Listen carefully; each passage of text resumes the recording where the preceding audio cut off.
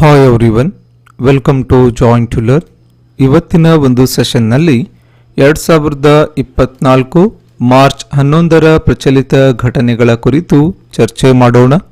ಕ್ಲಾಸನ್ನು start ಮಾಡೋಕ್ಕಿಂತ ಮುಂಚೆ ಒಂದು ಸ್ಮಾಲ್ ಹಾಗೂ ಇಂಪಾರ್ಟೆಂಟ್ ಇನ್ಫಾರ್ಮೇಷನ್. ಪ್ರತಿದಿನ ಬೆಳಗ್ಗೆ 9 ಗಂಟೆಗೆ ಜಾಯಿನ್ ಟು ಲರ್ನ್ ಯೂಟ್ಯೂಬ್ನಲ್ಲಿ ಕರೆಂಟ್ ಅಫೇರ್ಸ್ನ ಕ್ಲಾಸ್ ಇರುತ್ತೆ. ಹಾಗೆ ಹಳೆಯ ಕರೆಂಟ್ ಅಫೇರ್ಸ್ನ ಕ್ಲಾಸ್ಗಳನ್ನು ನೋಡೋಕೆ ಕೆಳಗಡೆ ಡಿಸ್ಕ್ರಿಪ್ಷನ್ನಲ್ಲಿ ಪ್ಲೇಲಿಸ್ಟ್ನ ಲಿಂಕನ್ನು ಕೊಡಲಾಗಿದೆ. ಆ ಲಿಂಕ್ ಮೂಲಕ ಹಳೆಯ ಕ್ಲಾಸ್ಗಳನ್ನು ಸಹ ತಾವು ನೋಡ್ಬೋದು. ಮತ್ತು 2024 ಹಾಗೂ 2023ರ ಪ್ರಚಲಿತ ಘಟನೆಗಳ ನೋಟ್ಸ್ ಮತ್ತು ಟೆಸ್ಟ್ ಜಾಯಿನ್ ಟು ಲರ್ನ್ ಆ್ಯಪ್ನಲ್ಲಿ ಅವೈಲೇಬಲ್ ಇರುತ್ತೆ ಅಂತ ಹೇಳ್ತಾ ಇವತ್ತಿನ ಒಂದು ಸೆಷನ್ನನ್ನು ಸ್ಟಾರ್ಟ್ ಮಾಡೋಣ. ಪ್ರಥಮ ಪ್ರಶ್ನೆ, ಶೌರ್ಯದ ಪ್ರತಿಮೆಯನ್ನು ಇತ್ತೀಚೆಗೆ ನರೇಂದ್ರ ಮೋದಿ ಅವರು ಯಾವ ರಾಜ್ಯದಲ್ಲಿ ಉದ್ಘಾಟಿಸಿದರು ಅಂತ ಪ್ರಶ್ನೆ. ಆಯ್ಕೆಗಳು ಅರುಣಾಚಲ ಪ್ರದೇಶ, ಅಸ್ಸಾಂ, ಮಣಿಪುರ, ಮೇಘಾಲಯ. ಸರಿಯಾದ ಉತ್ತರ ಆಯ್ಕೆ 2 ಆಗುತ್ತೆ. ರೀಸೆಂಟ್ ಆಗಿ ನರೇಂದ್ರ ಮೋದಿ ಅವರು ಅಸ್ಸಾಂನಲ್ಲಿ ಶೌರ್ಯದ ಪ್ರತಿಮೆಯನ್ನು ಉದ್ಘಾಟನೆ ಮಾಡ್ತಾರೆ. ಈ ಶೌರ್ಯದ ಪ್ರತಿಮೆ ಅಹೋಮ್ ಜನರಲ್ ಲಚಿತ್ ಬೋರ್ಫುಕಾನ್ ಅವರಿಗೆ ಸಂಬಂಧಪಡುತ್ತೆ. ನಿಮ್ಮ ಎಕ್ಸಾಮ್ನಲ್ಲಿ ಕೇಳ್ತಾರೆ, ಡೈರೆಕ್ಟ್ ಆಗಿ ಕೇಳ್ತಾರೆ, ಶೌರ್ಯದ ಪ್ರತಿಮೆ ಯಾರ ಪ್ರತಿಮೆ ಆಗಿದೆ, ಯಾರಿಗೆ ಸಂಬಂಧಪಡುತ್ತೆ ಅಂತ ಕೇಳ್ತಾರೆ. ಅಹೋಮ್ ಜನರಲ್ ಲಚಿತ್ ಬೋರ್ಫುಕಾನ್ ಅವರ ಪ್ರತಿಮೆ ಆಗುತ್ತೆ. ಈ ಪ್ರತಿಮೆ ಒಟ್ಟು 125 ಅಡಿ ಎತ್ತರ ಇದೆ. 41 ಅಡಿ ಇದರ ವೇದಿಕೆ ಇದ್ರೆ ಮೇಲ್ಗಡೆ ಇದರ ಪ್ರತಿಮೆಯ ಎತ್ತರ 84 ಅಡಿ ಇರುತ್ತೆ. ಒಟ್ಟು ಟೋಟಲ್ ಆಗಿ 125 ಅಡಿ ಎತ್ತರದ ಒಂದು ಪ್ರತಿಮೆ ಆಗುತ್ತೆ. ಈ ಪ್ರತಿಮೆಯನ್ನ ರಾಮ್ ವಂಜಿ ಸುತಾರ್ ಅವರು ನಿರ್ಮಾಣ ಮಾಡ್ತಾರೆ. ರಾಮ್ ವಂಜಿ ಸುತಾರ್ ಅವರು ಇದನ್ನ ನಿರ್ಮಾಣ ಮಾಡಿದ್ದಾರೆ. ಪ್ರಸ್ತುತ ಭಾರತದಲ್ಲಿ ಅತಿ ಎತ್ತರದ ಪ್ರತಿಮೆ ಯಾವುದು ಅಂತಂದ್ರೆ ಸ್ಟ್ಯಾಚ್ಯೂ ಆಫ್ ಯೂನಿಟಿ, ಏಕತಾ ಪ್ರತಿಮೆ ಅಂತ ಕರಿತೀವಿ. ಈ ಪ್ರತಿಮೆ ಗುಜರಾತ್ನಲ್ಲಿದೆ. ಇದರ ಎತ್ತರ 182 ಮೀಟರ್ ಎತ್ತರ ಇದೆ. ಇದು ನಮ್ಮ ಉಕ್ಕಿನ ಮನುಷ್ಯರಾದಂತಹ ಸರ್ದಾರ್ ವಲ್ಲಭಭಾಯಿ ಪಟೇಲ್ ಅವರ ಪ್ರತಿಮೆ ಆಗುತ್ತೆ. ಹಾಗಾದ್ರೆ ಯಾರು ಅಹೋಮ್ ಜನರಲ್ ಲಚಿತ್ ಬೋರ್ಫುಕಾನ್? ಲಚಿತ್ ಬೋರ್ಫುಕಾನ್ ಅಹೋಮ್ ಸಾಮ್ರಾಜ್ಯದ ಸೇನಾ ಕಮಾಂಡರ್ ಆಗಿದ್ರು. ಅಹೋಮ್ ಅನ್ನುವಂತಹ ಸಾಮ್ರಾಜ್ಯದ ಒಬ್ಬ ಸೇನಾ ಕಮಾಂಡರ್ ಆಗಿದ್ರು.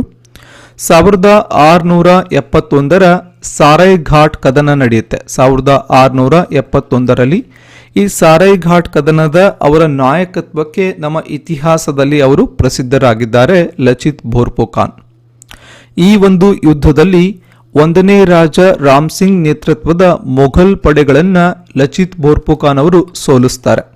ಮುಂದೆ ಅಸ್ಸಾಮನ್ನ ವಾಪಸ್ ಹಿಂದಕ್ಕೆ ಪಡೆದುಕೊಳ್ಳುವಲ್ಲಿ ಯಶಸ್ವಿ ಕೂಡ ಆಗ್ತಾರೆ. 49ನೇ ವಯಸ್ಸಿನಲ್ಲಿ ಲಚಿತ್ ಬೋರ್ಫುಕಾನ್ ನಿಧನ ಆಗುತ್ತೆ. ಅವರ ಒಂದು ಸಮಾಧಿಯನ್ನ ಮೈದಮ್ನಲ್ಲಿ ಮಾಡ್ತಾರೆ. ಮೈದಮ್ ಅನ್ನುವಂತಹ ಒಂದು ಸ್ಥಳದಲ್ಲಿ ಸಮಾಧಿ ಆಗುತ್ತೆ. ಇತಿಹಾಸವನ್ನ ನೋಡಿದಾಗ ಅಹೋಮ್ ಮತ್ತು ಮೊಘಲ್ ಸಂಘರ್ಷಗಳು ಅಂತ ಬರುತ್ತೆ. ಮುಂದಿನ ತಮ್ಮ ಎಕ್ಸಾಮ್ಸ್ಗಳಲ್ಲಿ ಹಿಸ್ಟ್ರಿ ಸೆಕ್ಷನ್ನಲ್ಲಿ ಈ ಪ್ರಶ್ನೆಯನ್ನ ಕೇಳುವಂತಹ ಸಾಧ್ಯತೆ ಇರುತ್ತೆ. ಯಾಕಂದ್ರೆ ಲಚಿತ್ ಬೋರ್ಫುಕಾನ್ ಅವರು ಸುದ್ದಿಯಲ್ಲಿ ಇರೋದ್ರಿಂದ. ಲಚಿತ್ ಬೋರ್ಫುಕಾನ್ ಅವರ ಅಹೋಮ್ ಸಾಮ್ರಾಜ್ಯ ಮತ್ತು ಮೊಘಲ್ ಸಂಘರ್ಷಗಳಾಗುತ್ತೆ. ಮುಖ್ಯವಾಗಿ 2 ಬರುತ್ತೆ. ಒಂದು ಅಲ್ ಬೋಯ್ ಕದನ ಅಂತ ಆಗುತ್ತೆ. ಅಲ್ ಬೋಯ್ ಕದನ ಅನ್ನೋದು 1669ರಲ್ಲಿ ಆಗುತ್ತೆ. ಮತ್ತು ಸಾರೈ ಘಾಟ್ ಕದನ, ಸಾರೈ ಘಾಟ್ ಕದನ ಯಾವಾಗ ಆಗುತ್ತೆ? 1671ರಲ್ಲಿ ಆಗುತ್ತೆ. ಎಕ್ಸಾಮ್ನಲ್ಲಿ ಡೈರೆಕ್ಟ್ ಆಗಿ ಕೇಳ್ತಾರೆ, ಅಲ್ ಬೋಯ್ ಕದನ ಯಾರ ನಡುವೆ ನಡೀತು ಅಂತ, ಯಾವ ಸಾಮ್ರಾಜ್ಯಗಳ ನಡುವೆ ನಡೀತು ಅಂತ ಕೇಳ್ತಾರೆ. ಅಹೋಮ್ ಮತ್ತು ಮೊಘಲ್ ಸಾಮ್ರಾಜ್ಯದ ನಡುವೆ ನಡೆಯುತ್ತೆ ಅಲ್ ಬೋಯ್ ಕದನ ಮತ್ತು ಸಾರೈ ಘಾಟ್ ಕದನ. ಮುಂದಿನ ಪ್ರಶ್ನೆ, 2024ನೇ ಸಾಲಿನ ಪ್ರತಿಷ್ಠಿತ 71ನೇ ಮಿಸ್ ವರ್ಲ್ಡ್ ಸೌಂದರ್ಯ ಸ್ಪರ್ಧೆಯ ವಿಜೇತರು ಯಾರು ಅಂತ ಪ್ರಶ್ನೆ. ಆಯ್ಕೆಗಳು ಕ್ರಿಸ್ಟಿನಾ ಪಿಸ್ಕೋವಾ, ಸಿನಿ ಶೆಟ್ಟಿ, ಯಾಸ್ಮಿನಾ ಜಾಯ್ಟೌನ್, ಮಾನುಷಿ ಚಿಲ್ಲರ್. ಸರಿಯಾದ ಉತ್ತರ ಆಯ್ಕೆ 1 ಆಗುತ್ತೆ. ಸೊ ಕ್ರಿಸ್ಟಿನಾ ಪಿಸ್ಕೋವಾ ಅವರು 2024ನೇ ಸಾಲಿನ ಮುಂಬೈನಲ್ಲಿ ನಡೆದಂತಹ 71ನೇ ಮಿಸ್ ವರ್ಲ್ಡ್ ಸೌಂದರ್ಯ ಸ್ಪರ್ಧೆಯ ವಿಜೇತರು ಆಗ್ತಾರೆ. ಕ್ರಿಸ್ಟಿನಾ ಪಿಸ್ಕೋವಾ ಜೆಕ್ ರಿಪಬ್ಲಿಕ್ನ ದೇಶದವರಾಗ್ತಾರೆ. ಇವರ ದೇಶ ಯಾವುದು? ಜೆಕ್ ರಿಪಬ್ಲಿಕ್ನ ಕ್ರಿಸ್ಟಿನಾ ಪಿಸ್ಕೋವಾ ಅವರು ಈ ಇವೆಂಟ್ ಅನ್ನು ಗೆದ್ದಿರ್ತಾರೆ.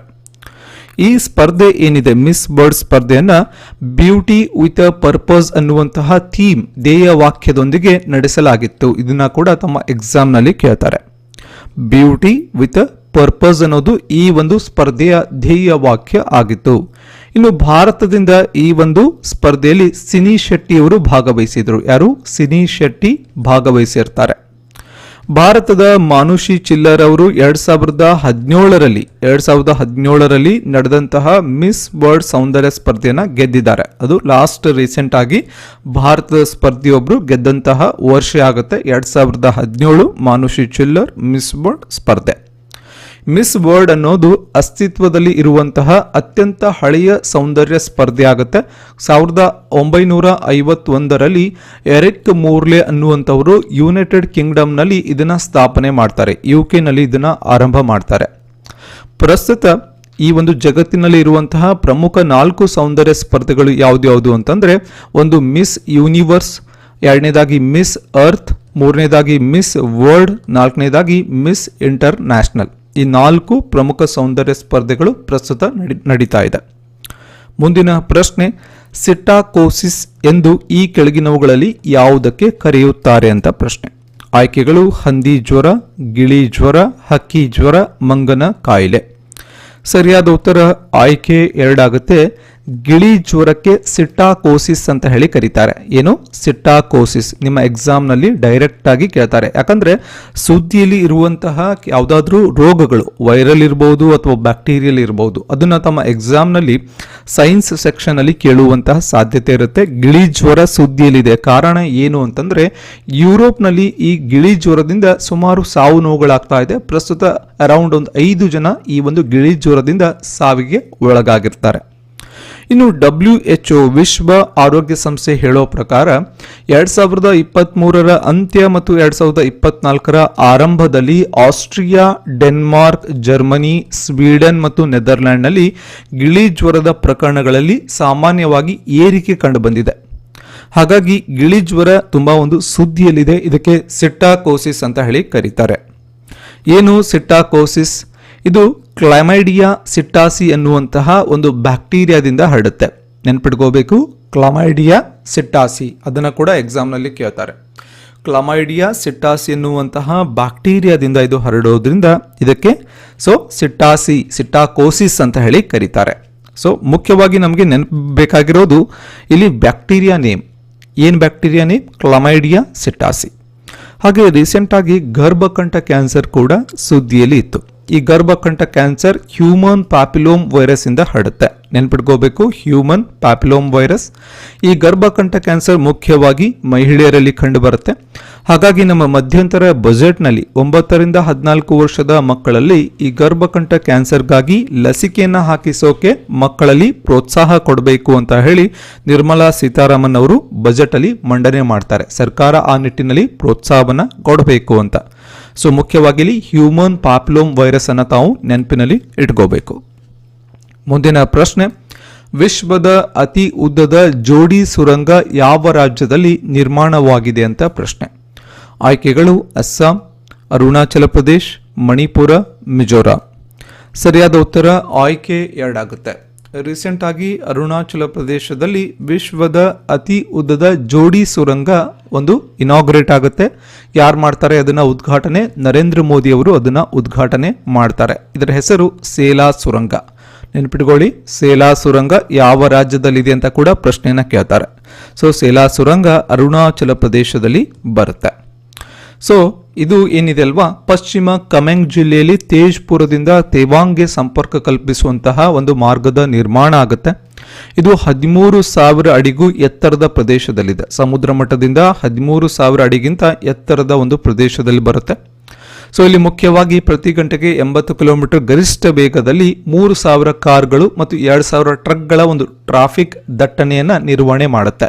ಅಂದರೆ ಇದೊಂದು ಸಂಪರ್ಕ ಕಲ್ಪಿಸುವಂತಹ ಏಕೈಕ ಮಾರ್ಗ ಆಗಿರೋದ್ರಿಂದ ಇಲ್ಲಿ ನಮಗೆ ದಟ್ಟಣೆ ಕಂಡುಬರುತ್ತೆ. ಇದರ ನಿರ್ಮಾಣ ವೆಚ್ಚ 825 ಕೋಟಿ ರೂಪಾಯಿ. 2019ರಲ್ಲಿ ಇದಕ್ಕೆ ಶಂಕುಸ್ಥಾಪನೆಯನ್ನು ನರೇಂದ್ರ ಮೋದಿ ಅವರ ಸರ್ಕಾರ ಮಾಡಿದ್ರು. ಇವಾಗ ಅದನ್ನು ಇನಾಗ್ರೇಟ್ ಮಾಡ್ತಾರೆ. ಇದು 2 ಸುರಂಗಗಳನ್ನು ಹೊಂದಿರುತ್ತೆ. ಹಾಗಾಗಿ ಇದಕ್ಕೆ ಜೋಡಿ ಸುರಂಗ ಅಂತ ಕರೀತಾರೆ. 2 ಸುರಂಗ ಹೊಂದಿರೋದ್ರಿಂದ ಇದಕ್ಕೆ ಜೋಡಿ ಸುರಂಗ ಅಂತ ಹೇಳಿ ಕರೀತಾರೆ.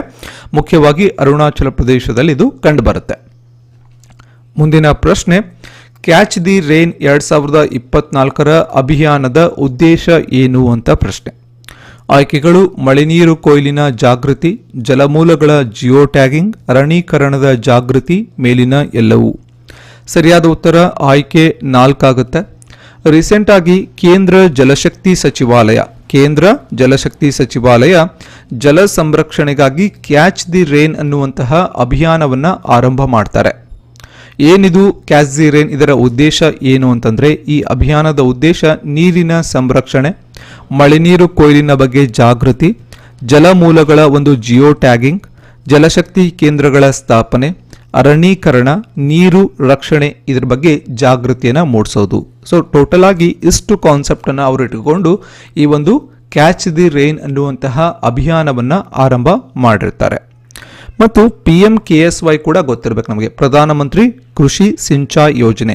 ಸೊ ಇದರ ಉದ್ದೇಶ ಏನು ಅಂತಂದರೆ ಪರ್ ಡ್ರಾಪ್ ಮೋರ್ ಕ್ರಾಪ್. ಯಾವ ರೀತಿ ಕ್ಯಾಚ್ ದಿ ರೈನ್ ಅನ್ನೋದು ಈ ಅಭಿಯಾನ ಆಗುತ್ತಲ್ವಾ, ಅದೇ ರೀತಿ PMKSY ಪ್ರಧಾನಮಂತ್ರಿ ಕೃಷಿ ಸಿಂಚಾಯಿ ಯೋಜನಾ, ಈ ಯೋಜನೆಯ ಒಂದು ಟ್ಯಾಗ್ಲೈನ್ ಏನು ಅಂತಂದರೆ ಪರ್ ಡ್ರಾಪ್ ಮೋರ್ ಕ್ರಾಪ್. ಅಂದರೆ ಪ್ರತಿ ಹನಿಗೂ ಕೂಡ ಅಧಿಕ ಇಳುವರಿಯನ್ನು ನಾವು ತೆಗಿಬೇಕು. ಪರ್ ಡ್ರಾಪ್ ಮೋರ್ ಕ್ರಾಪ್ ಅನ್ನೋದು ಇದರ ಒಂದು ಟ್ಯಾಗ್ಲೈನ್ ಆಗುತ್ತೆ, ಇದರ ಒಂದು ಇಂಟೆನ್ಷನ್ ಆಗುತ್ತೆ PMKSYದು.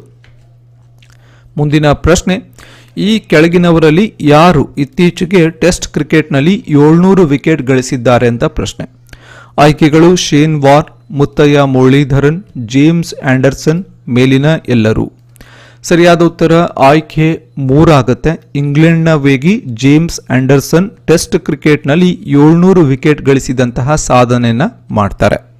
ಟೆಸ್ಟ್ ಕ್ರಿಕೆಟ್ನಲ್ಲಿ ಅತಿ ಹೆಚ್ಚು ವಿಕೆಟನ್ನು ಪಡೆದಂಥವರು ಮುತ್ತಯ್ಯ ಮುರಳೀಧರನ್, ಶ್ರೀಲಂಕನ್ನ ಒಬ್ಬ ಆಟಗಾರ ಆಗ್ತಾರೆ. ಇವರು ಸ್ಪಿನ್ನರ್ ಆಗ್ತಾರೆ. ಸ್ಪಿನ್ನರ್ 800 ವಿಕೆಟ್ ಅನ್ನ ಪಡ್ಕೊಂಡಿದ್ದಾರೆ. ಇವರು 800 ವಿಕೆಟ್ ಇದೆ ಇವರ ಹೆಸರಿನಲ್ಲಿ. ಟೆಸ್ಟ್ ಕ್ರಿಕೆಟ್ನಲ್ಲಿ 800 ವಿಕೆಟ್ ಬರುತ್ತೆ. ಹಾಗೆ 2ನೇ ಸ್ಥಾನದಲ್ಲಿ ಆಸ್ಟ್ರೇಲಿಯಾದ ಶೇನ್ ವಾರ್ನ್ ಆಸ್ಟ್ರೇಲಿಯಾದ ಒಬ್ಬ ಸ್ಪಿನ್ನರ್, ಇವರು ಕೂಡ ಸ್ಪಿನ್ನರ್. ಇವರು 708 ವಿಕೆಟ್ ಅನ್ನ ಪಡ್ಕೊಂಡಿದ್ದಾರೆ. 3ನೇ ಸ್ಥಾನದಲ್ಲಿ ಇವಾಗ ಜೇಮ್ಸ್ ಆಂಡರ್ಸನ್ ಬರ್ತಾರೆ. ಜೇಮ್ಸ್ ಆಂಡರ್ಸನ್ ವಿಶೇಷತೆ ಏನು ಅಂದರೆ ಇವರೊಬ್ಬರು ವೇಗಿ ಆಗ್ತಾರೆ, ಸ್ಪೀಡ್ ಬೌಲರ್ ಆಗ್ತಾರೆ. ಸ್ಪಿನ್ ಬೌಲರ್ ಅಲ್ಲ, ಇವರು ಸ್ಪೀಡ್ ಬೌಲರ್ ಆಗ್ತಾರೆ. ಅಂದರೆ ಸ್ಪೀಡ್ ಬೌಲರ್ ಒಬ್ಬರು ಈ ಸಾಧನೆ ಮಾಡಿದ್ದು ಇದೇ ಫಸ್ಟ್. ಇವ್ರಿಗಿಂತ ಮೊದಲು ಇರೋರೆಲ್ಲರೂ ಕೂಡ ಸ್ಪಿನ್ನರ್ಸ್ ಆಗ್ತಾರೆ. James Anderson 700 ವಿಕೆಟನ್ನು ಪಡ್ಕೊಂಡಿರ್ತಾರೆ. ಇನ್ನು ರೀಸೆಂಟ್ ಆಗಿ ICC ಏನು ಮಾಡುತ್ತೆ, ವರ್ಷದ ಟೆಸ್ಟ್ ತಂಡದ ನಾಯಕ ಅಂತ ಹೇಳಿ ಘೋಷಣೆ ಮಾಡುತ್ತೆ. ಯಾರನ್ನ ಘೋಷಣೆ ಮಾಡುತ್ತೆ? ಆಸ್ಟ್ರೇಲಿಯಾದ ಪ್ಯಾಟ್ ಕಮಿನ್ಸ್ ಅವರನ್ನ ಘೋಷಣೆ ಮಾಡುತ್ತೆ. ಪ್ಯಾಟ್ ಕಮಿನ್ಸ್ ಅವರನ್ನ ವರ್ಷದ ಟೆಸ್ಟ್ ತಂಡದ ನಾಯಕ ಅಂತ ಹೇಳಿ ಘೋಷಣೆ ಮಾಡುತ್ತೆ. ಹಾಗೆ ರೀಸೆಂಟ್ ಆಗಿ ವರ್ಷದ ಏಕದಿನ ಕ್ರಿಕೆಟ್ ತಂಡದ ನಾಯಕ ಅಂತ ಕೂಡ ಘೋಷಣೆ ಮಾಡ್ತಾರೆ. ಯಾರನ್ನ? ರೋಹಿತ್ ಶರ್ಮಾ ಅವರನ್ನ ವರ್ಷದ ಏಕದಿನ ತಂಡದ ನಾಯಕ ಅಂತ. ಹಾಗೆ ವರ್ಷದ T20 ತಂಡದ ನಾಯಕ ಅಂತ ಹೇಳಿ ಯಾರನ್ನ ಘೋಷಣೆ ಮಾಡ್ತಾರೆ? ICC ವರ್ಷದ T20 ತಂಡದ ನಾಯಕ ಅಂತ ಹೇಳಿ ಸೂರ್ಯಕುಮಾರ್ ಯಾದವ್ ಅವರನ್ನ ನೇಮಕ ಮಾಡ್ತಾರೆ, ಅಂದ್ರೆ ಆಯ್ಕೆ ಮಾಡ್ತಾರೆ. ಇದೆಲ್ಲ ಕೂಡ ತಮಗೆ ಗೊತ್ತಿರಬೇಕು. ಇದೆಲ್ಲ ಪಾಯಿಂಟ್ಸ್ಗಳನ್ನು ನಾವು ಹಳೆಯ ಕರೆಂಟ್ ಅಫೇರ್ಸ್ ಅಲ್ಲಿ ಚರ್ಚೆ ಮಾಡಿರ್ತೀವಿ. ಸೊ ಎವ್ರಿ ಡೇ ತಾವೇನಾದರೂ ಅಪ್ಡೇಟ್ ಇದ್ದಲ್ಲೇ ಆದಲ್ಲಿ ಅಪ್ಡೇಟ್ ಗೊತ್ತಿದ್ರೆ ತಮಗೆ ಇವೆಲ್ಲವೂ ಕೂಡ ನೆನಪಿರುತ್ತೆ. ಪ್ಲಸ್ ಇಲ್ಲಿ ಒಂದ್ಸಲ ರಿವಿಷನ್ ಆಗುತ್ತೆ. ಇನ್ನು ಈ ಒಂದು ಕಾನ್ಸೆಪ್ಟ್ ಅನ್ನು ನೋಡೋದಾದ್ರೆ, ಈ ಒಂದು ಹೈಯೆಸ್ಟ್ ವಿಕೆಟ್ ಟೇಕಿಂಗ್ ಅಲ್ಲಿ ಭಾರತದವರು ಯಾರಿದ್ದಾರೆ ಅಂತಂದ್ರೆ ಅನಿಲ್ ಕುಂಬ್ಳೆ ಇದ್ದಾರೆ. ಟೆಸ್ಟ್ ಕ್ರಿಕೆಟ್ ನಲ್ಲಿ ಅನಿಲ್ ಕುಂಬ್ಳೆ ಭಾರತದ ಪರವಾಗಿ ಅತಿ ಹೆಚ್ಚು ವಿಕೆಟ್ ಅನ್ನ ಪಡ್ಕೊಂಡಿದ್ದಾರೆ. ಎಷ್ಟು ವಿಕೆಟ್? 619 ವಿಕೆಟ್ ಅನ್ನು ಅವರು ಪಡ್ಕೊಂಡಿರ್ತಾರೆ. ಇವತ್ತಿನ ಒಂದು ವಾಕ್ಯದ ಪ್ರಚಲಿತ ಘಟನೆಗಳು. ಪಾಕಿಸ್ತಾನದ ಪೀಪಲ್ಸ್ ಪಾರ್ಟಿ ನಾಯಕ ಆಸಿಫ್ ಅಲಿ ಜರ್ದಾರಿ ಅವರು ಪಾಕಿಸ್ತಾನದ ರಾಷ್ಟ್ರಪತಿಯಾಗಿ ಆಯ್ಕೆ ಆಗಿರುತ್ತಾರೆ. ಎರಡನೇದಾಗಿ, Indian association of amusement parks ಮತ್ತು ಇಂಡಸ್ಟ್ರೀಸ್ ವತಿಯಿಂದ ನೀಡಲಾಗುವಂತಹ ಇವೆಂಟ್ಸ್ ಆ್ಯಂಡ್ ಪಾರ್ಕ್ಸ್ ಮತ್ತು ಇನೋವೇಟಿವ್ ಡಿಜಿಟಲ್ ಮಾರ್ಕೆಟಿಂಗ್ ಪ್ರಶಸ್ತಿಗಳಿಗೆ ಮೈಸೂರಿನ JRS ಫ್ಯಾಂಟಸಿ ಪಾರ್ಕ್ ಭಾಜನ ಆಗಿರುತ್ತೆ. ಸೊ ಬೆಸ್ಟು ಇವತ್ತಿನ ಕ್ಲಾಸ್ನ ಡಿಸ್ಕಷನ್ ಪ್ಲಸ್ ಇನ್ಫಾರ್ಮೇಷನ್ ಆಗಿರುತ್ತೆ. ಕ್ಲಾಸ್ ಇಷ್ಟ ಆದರೆ ಒಂದು ಲೈಕ್ ಮಾಡಿ, ಈ ನಾಲೆಡ್ಜನ್ನು ನಿಮ್ಮ ಫ್ರೆಂಡ್ಸ್ ಜೊತೆ ಕೂಡ ಶೇರ್ ಮಾಡ್ಕೊಳ್ಳಿ. ಹಾಗೆ ನೀವಿನ್ನು ಜಾಯಿನ್ ಟು ಲರ್ನ್ ಯೂಟ್ಯೂಬನ್ನು ಸಬ್ಸ್ಕ್ರೈಬ್ ಮಾಡ್ಕೊಂಡಿರಲಿಲ್ಲ ಅಂದರೆ ಸಬ್ಸ್ಕ್ರೈಬ್ ಮಾಡ್ಕೊಳ್ಳಿ. ಹಾಗೆ ಜಾಯಿನ್ ಟು ಲರ್ನ ಟೆಲಿಗ್ರಾಮ್ ಪೇಜನ್ನು ಕೂಡ ಫಾಲೋ ಮಾಡಿ. ಮತ್ತು ಜಾಯಿನ್ ಟು ಲರ್ನ ಅಫಿಷಿಯಲ್ ಆ್ಯಪ್ ಇದೆ ಮತ್ತು ಜಾಯಿನ್ ಟು ಲರ್ನ ವೆಬ್ಸೈಟ್ ಕೂಡ ಅವೈಲೇಬಲ್ ಇದೆ. 2024 ಹಾಗೂ 2023 ಪ್ರಚಲಿತ ಘಟನೆಗಳ ನೋಟ್ಸ್ ಮತ್ತು ಟೆಸ್ಟ್ ಜಾಯಿನ್ ಟು ಲರ್ನ ಒಂದು ಅಫಿಷಿಯಲ್ ಆ್ಯಪಲ್ಲಿ ಅವೈಲೇಬಲ್ ಇರುತ್ತೆ. ಮತ್ತು KS ಮುಖ್ಯ ಪರೀಕ್ಷೆಯ ಕೋರ್ಸ್ ಕೂಡ ಅವೈಲೇಬಲ್ ಇರುತ್ತೆ ಮತ್ತು ಗ್ರಾಮ ಆಡಳಿತ ಅಧಿಕಾರಿಯ ಕೋರ್ಸ್ ಕೂಡ ಅವೈಲೇಬಲ್ ಇರುತ್ತೆ. ತಮಗೇನಾದರೂ ಇಂಟ್ರೆಸ್ಟ್ ಇದ್ದರೆ ತಾವೊಂದ್ಸಲ ಆ್ಯಪನ್ನು ಚೆಕ್ ಮಾಡ್ಬೋದು ಅಂತ ಹೇಳ್ತಾ ಮತ್ತೆ ಮುಂದಿನ ಸೆಷನ್ನಲ್ಲಿ ಮತ್ತೊಂದು ವಿಷಯದ ಕುರಿತು ಮಾತನಾಡೋಣ. ಧನ್ಯವಾದಗಳು.